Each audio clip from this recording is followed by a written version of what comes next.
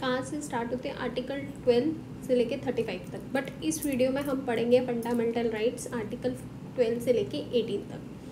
अब ये हमारे पार्ट 3 ऑफ द कॉन्स्टिट्यूशन में 12 से लेके 35 तक हमारे हैं। अच्छा, ये हमने कहाँ से लिए, bill of rights of USA से, आयरिश कॉन्स्टिट्यूशन और UN declaration of human rights से इंस्पायर्ड होकर हमने इनका पूरा एक फंडामेंटल राइट बनाया हुआ। इसको described doctor BR Ambedkar ji ने कैसे किया, heart and soul of the constitution. ये हार्ट है और आत्मा है पूरे कॉन्स्टिट्यूशन की। अब आर्टिकल 12 क्या है, definition of the state, meaning क्या है, स्टेट का defines the term state for fundamental rights. State जो टर्म है वो फंडामेंटल राइट के लिए हम डिफाइन करते हैं, जिसमें क्या क्या आता है, government, parliament of India, government and legislature of each state, locals, other authorities with in the territory of India under the control of government of India, जैसे PSUs, UGCs एंड LICs होते हैं।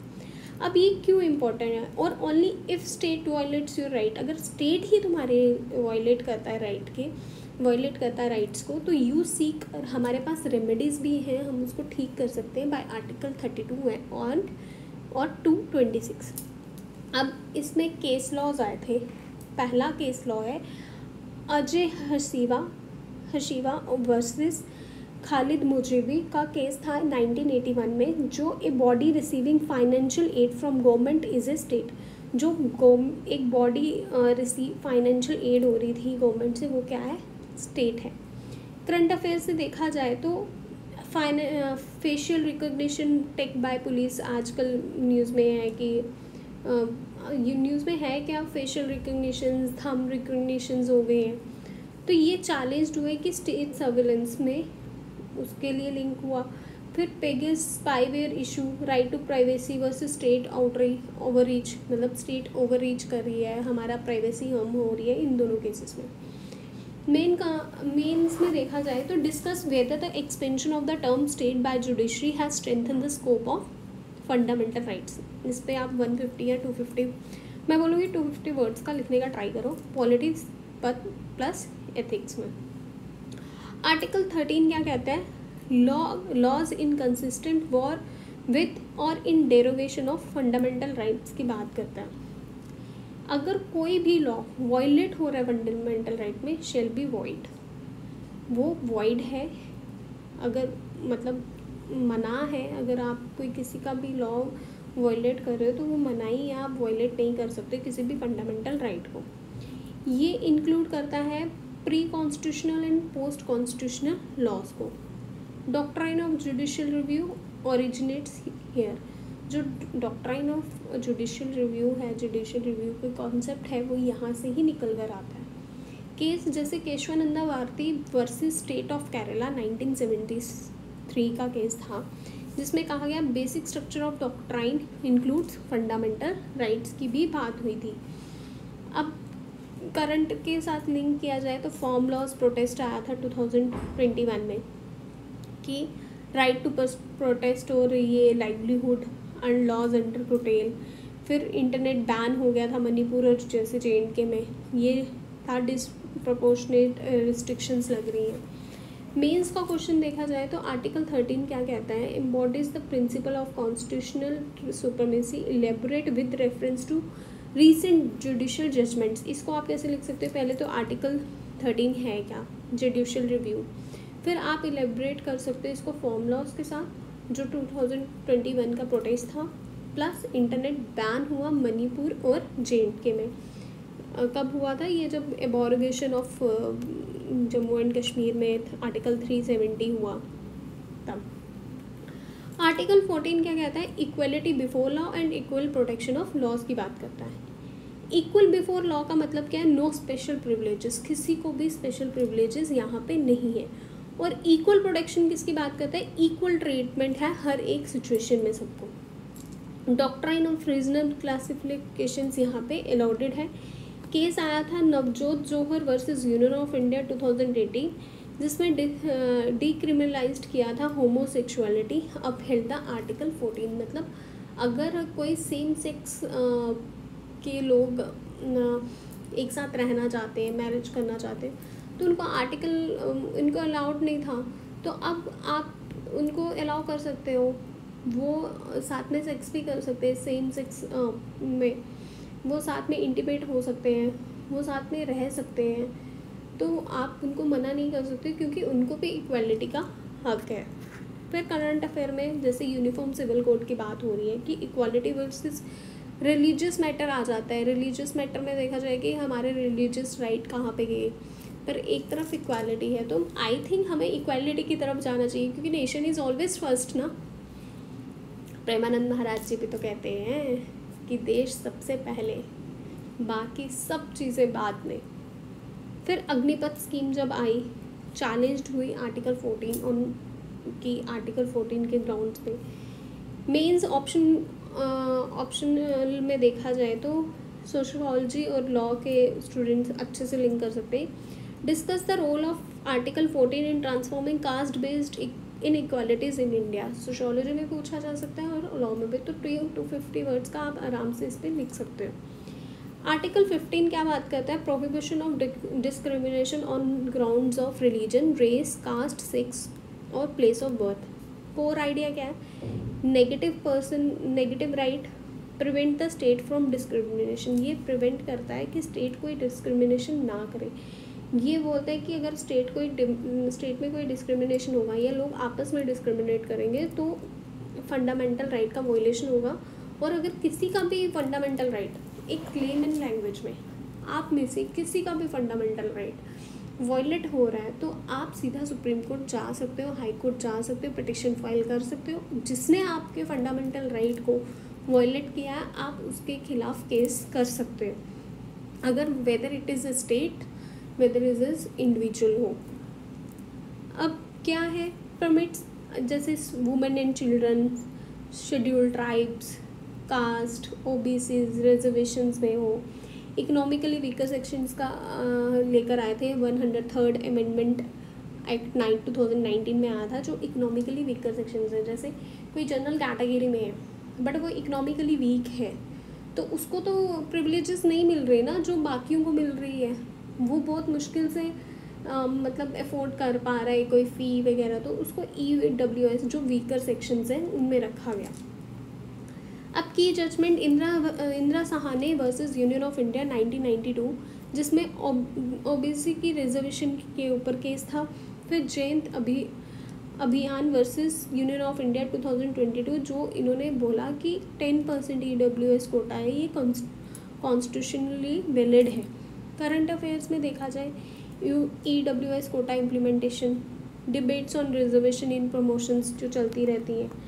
आर्टिकल 15 के ऊपर अगर question आ सकता है mains में, तो वो क्या है? Protected discrimination, how does the judiciary balance the equality and deformation of action. ये कैसे लिख सकते हो? पहले तो आप आर्टिकल 15 के बारे में लिखो, एक फ्रेमवर्क बनाओ, फिर लिखो जुडिशरी बैलेंस कैसे करती है इक्वालिटी को और इन अफर्मेटिव एक्शंस को। उसमें आप आर्टिकल 14 का कंसेप्ट डाल दो, लिंकेजेस डाल दो, करंट अफेयर की 2-3 एग्जाम्पल डाल के लास्ट में आप उसको अच्छे से कंक्लूड कर दो। Article 16 equality of opportunity in public employment, ये किसकी बात करता है कि किसी को भी कोई भी डिस्क्रिमिनेशन नहीं है, हर कोई पब्लिक एम्प्लॉयमेंट में इक्वल अपॉर्चुनिटी रखता है। उसको ये नहीं है कि अगर वो बैकवर्ड है या उसके पास पढ़ने का सोच नहीं है, लड़का है, लड़की है, औरत है, कोई थर्ड जेंडर है, ऐसा कोई नहीं है। आप अगर उसके लिए वैलिड हो, अगर आपने डॉक्टर की पढ़ाई की है तो ही आप डॉक्टर एम्प्लॉयमेंट में जा सकते हो, आपको कोई रोकेगा नहीं।